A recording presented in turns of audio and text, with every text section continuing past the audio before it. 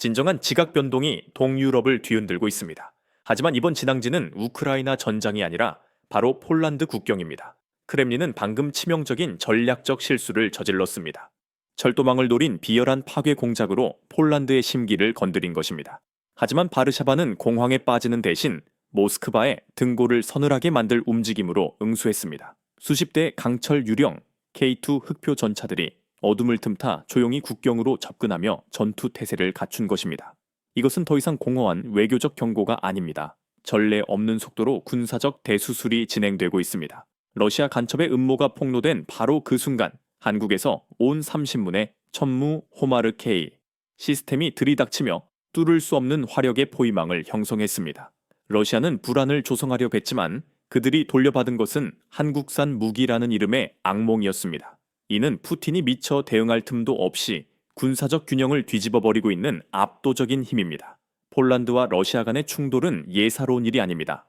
도널드 투스크 폴란드 총리는 18일 러시아 정보기관을 위해 오랫동안 일하여온 우크라이나 시민 2명이 폴란드 철도망 파괴 공작의 용의자로 기소되었다고 폭로했습니다. 투스크 총리는 범인들이 철도 재난을 일으키려 했다고 비난하며 이들이 러시아 특수기관과 연계되어 있다고 밝혔습니다. 그는 우리는 전례 없는 사건에 직면해 있다. 이는 우크라이나 전면전 발발 이후 폴란드 안보에 있어 아마도 가장 심각한 상황일 것이라고 말했습니다. 라도스와프 시코르스키 폴란드 외무장관은 만약 푸틴 러시아 대통령이 우크라이나 정복에 성공한다면 다음 차례는 우리라고 생각한다. 다시 러시아의 식민지가 되느니 차라리 끝까지 싸우겠다고 말했습니다. 영국의 더 썬더선지는 18일 푸틴 폴란드 철도 대복발로 전쟁 준비라는 제목으로 보도했습니다. 기사는 폴란드 최고 군사령부가 러시아가 나토를 상대로 전쟁을 준비하고 있다고 확신한다고 전했습니다. 이는 폴란드 정부가 이번 철도 파괴 행위를 폴란드와 우크라이나의 전략적 관계를 통한 일종의 전쟁 행위로 규정했음을 보여줍니다. 폴란드군 총참모장은 러시아가 전쟁을 준비하는 시대가 시작되었다고 말했습니다.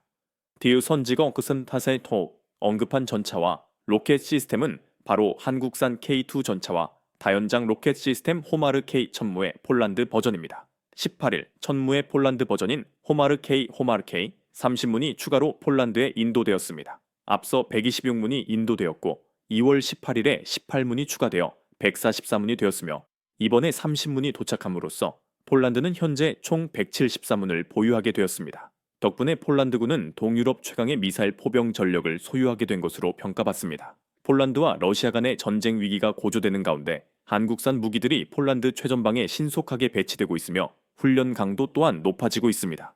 지난 17일에는 K2 전차 20대가 폴란드 코도에 인도되어 1차 실행 계약 물량 180대 인도가 모두 완료되었습니다. 폴란드는 K2를 전방 지역에 배치해 왔으며 이번 인도분 역시 신속하게 최전방으로 보내졌습니다. K2 전차가 야밤에 폴란드 제15 기계화요단으로 이송되는 영상이 공개되기도 했습니다. 제15 기계화요단은 폴란드 북동부 발트 3국 국경 근처에 주둔하고 있어 나토 동부 전선에서 가장 중요한 지역입니다. 이곳은 기동성과 방어력에 특화된 나토 및 폴란드군의 핵심 부대로 현재 노후화된 T-112와 PT-91 전차를 K2 전차로 교체하고 있습니다. 폴란드가 K2 전차를 야간에 수송하는 이유는 러시아 정찰 위성의 감시를 피하고 안전 확보 및 민간인 노출을 최소화하기 위해서입니다. 낮에 이동하면 경로, 규모, 속도가 추적될 수 있지만 야간 이동은 식별을 훨씬 어렵게 만들어 탐지 가능성을 낮춥니다. 현재 러시아는 폴란드의 K2 전차 180대에 대해 단순히 전차의 질적 수준을 넘어 전략적 차원에서 공포를 느끼고 있습니다. 왜냐하면 K2 전차는 단순한 전차가 아니라 러시아의 낡은 전투 교리를 산산조각 낼 수 있는 게임 체인저이기 때문입니다. 과거 T-127이나 PT-91 같은 둔중한 구형 전차에 의존했던 폴란드군에게 방금 도입된 최고 시속 70km를 주파하는 K2의 등장은 그야말로 혁명입니다. 유럽 평원에서 기동성은 전차전의 핵심이며 K2의 속도는 러시아의 전차 교리를 무력화시킬 만큼 빠릅니다. 서부 전선에서 더 작은 러시아 전차로 우리가 더 빠르니 우리가 돌파한다던 러시아의 교리는 K2의 등장으로 완전히 뒤집혔습니다. 이제 교리는 나토가 더 빠르니 나토가 돌파한다로 바뀌었으며 이는 러시아의 전술 모델 자체가 붕괴되었음을 의미합니다. 게다가 K2의 센서, 열영상 장비, 사격 통제 시스템은 유럽 최정상급으로 먼저 보고 먼저 조준하고 먼저 격파하는 First Look, First Shoot, First Kill 능력을 부여합니다. 서방보다 열영상 및 표적 탐지, 추적 능력이 뒤처지는 러시아 전차들은 야간 장거리 교전에서 K2에게 속수무책으로 당할 가능성이 매우 높습니다. 러시아 전차의 치명적인 문제는 유명합니다. 승무원 바로 아래 탄약이 적재되어 피격 시 포탑이 완전히 날아가는 구조적 결함입니다. 여기에 열악한 열영상 성능, 얇은 상부 장갑, 그리고 취약한 야간 전투 능력까지 겹칩니다. K2는 이 약점들을 100% 공략하는 전차입니다. 만약 상부 공격 지능탄인 KSTM-2가 등장한다면 러시아 전차의 포탑은 K2의 상부 공격 앞에 허무하게 날아갈 것입니다. 결국 K2가 나타나면 러시아 전차는 도망쳐야만 합니다. 폴란드 국방부 군사 전문지 폴스카 즈브로이나 폴카 세비론나는 지난 17일 훈련장의 K2 흑표 비아위 틱리스들, 이제 그들만의 이름을 갖다 라는 제목의 영상을 게시했습니다. 이 영상은 폴란드 내 K2의 위상과 훈련 모습, 그리고 그 강력함을 여실히 보여줍니다. 일각에서는 폴란드의 급격한 군비 증강이 과도하다는 지적도 있었습니다.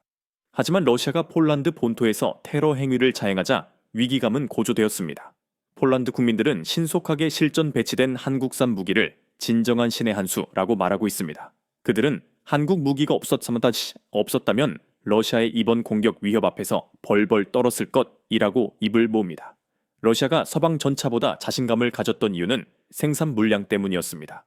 하지만 한국 K2 전차의 생산 속도는 차원이 다릅니다.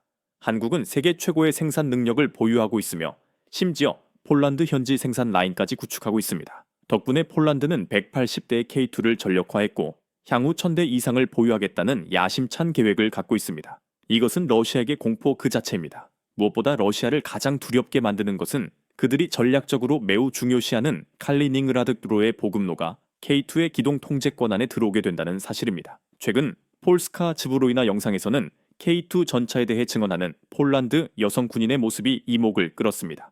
폴란드에서 여군은 단순 지원 업무를 넘어 핵심 전투 역할을 수행합니다. 이웃한 노르웨이는 여성 징병제를 실시하여 여군 비율이 20%에 달하고 핀란드 역시 징병제로 여성을 선발해 17%를 차지합니다.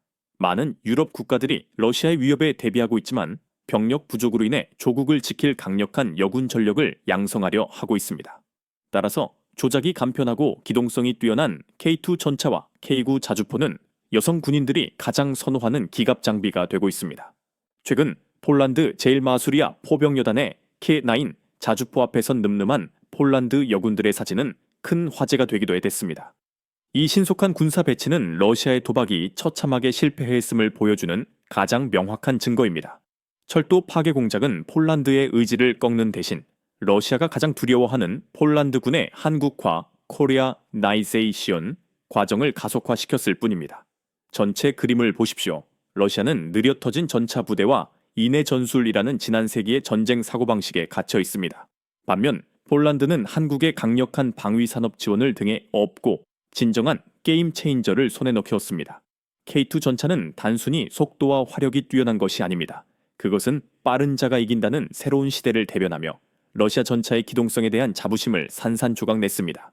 폴란드 여군들이 이 최첨단 장비를 능숙하게 다루는 모습 역시 낡은 군대에 날리는 따귀이며 한국의 사용자 친화적 설계와 기술적 우위를 증명합니다. 나토 동부 전선의 미래는 결정되었습니다. 한국이 전수하고 있는 무시무시한 생산 능력 덕분에 1000대의 K2 전차는 더 이상 꿈이 아니라 모든 팽창 야욕에 대한 사형 선고가 되었습니다. 러시아의 급소인 칼리닝그라드 보급로는 이제 완전히 한국산 포신의 조중형 안에 들어와 있습니다. 폴란드 국민들은 이것을 신의 한 수라 부르지만 사실 이것은 단호한 확언입니다. 한국의 기술과 생산 속도가 폴란드의 전투 의지와 결합할 때 러시아를 포함한 그 어떤 세력도 막을 수 없다는 사실 말입니다. 한국은 단순히 무기를 파는 것이 아닙니다. 그들은 압도적인 힘으로 전쟁의 유령을 몰아내는 유럽의 새로운 수호자가 되었습니다.